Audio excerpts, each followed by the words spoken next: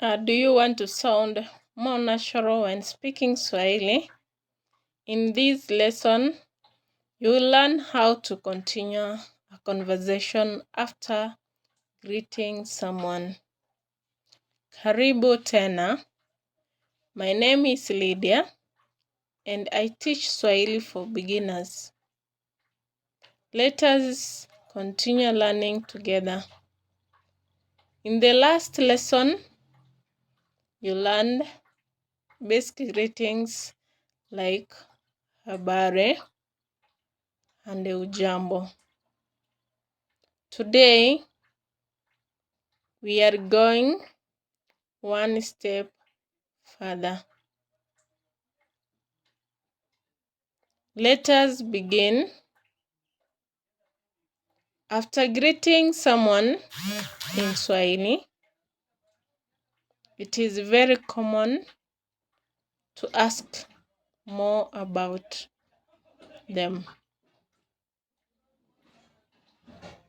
For example, habari ya kazi.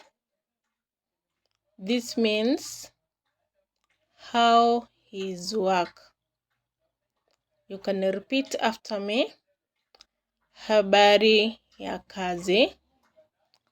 Habari ya kazi. Good. Another one. Habari za nyumbani. Habari za nyumbani. This means how is home. Let us practice together. Habari za nyumbani. Habari za nyumbani. Very good. You can also say habari za asubuhi. Habari za asubuhi. This means how is your morning? Repeat after me. Habari za asubuhi. Habari za asubuhi. Excellent. Now let us learn how to respond. If everything is okay, you can say nzuri, nzuri, nzuri, meaning good. Or you can say salama, salama, salama, meaning peaceful or I'm okay. So you can repeat salama, salama. You can also say nzuri sana, nzuri sana, meaning very good. Repeat after me. Nzuri sana, nzuri sana. Great. Now let us practice a conversation. Listen and repeat. So when I ask you about habari ya kazi, you say nzuri. Habari za nyumbani. Habari za nyumbani. You say salama. Salama. Habari za asubuhi. Habari za asubuhi. You respond nzuri sana. Nzuri sana. Now it is your turn to try those responses. Good job. Now let us make it more natural. In real life, people combine greetings. For example, hujambo, habari ya kazi, hujambo, habari ya kazi. You can repeat, hujambo, habari ya kazi.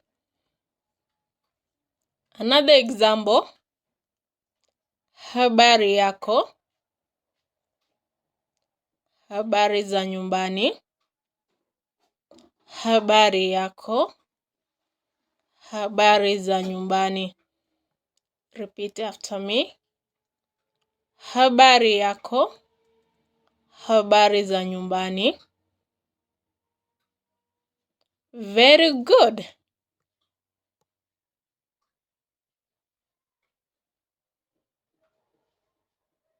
Now let us learn a polite way to show care.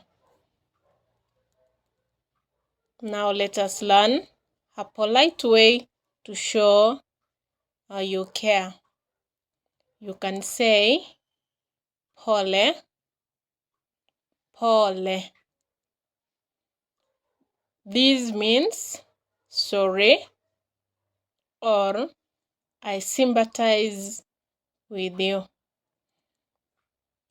You can repeat pole, pole. And the response is asante, asante. Meaning thank you. You can repeat again. Asante, asante. Excellent. Now let us do a full conversation. Listen carefully. Hujambo, sijambo.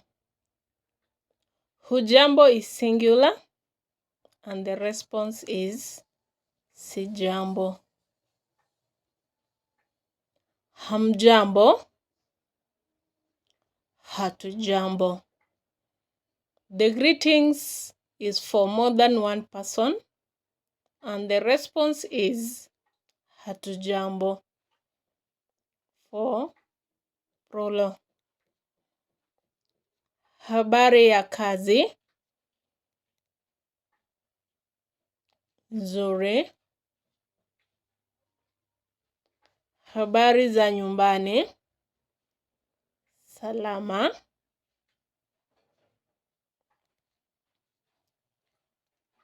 Asante, karibu. Now you try to practice these conversations aloud. Great work. Now it is your turn.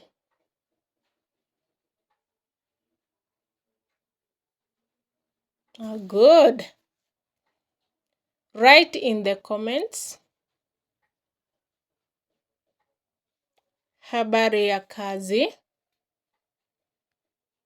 And then you give the answer. Nzuri. Meaning good. I will read and reply to you. If you want to speak Swahili confidently and have a real conversation like this, join my beginner course.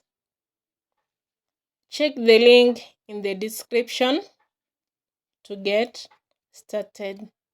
And don't forget to subscribe for more Swahili lessons every week. Asante sana. and see you in the next lesson. Kwaheri.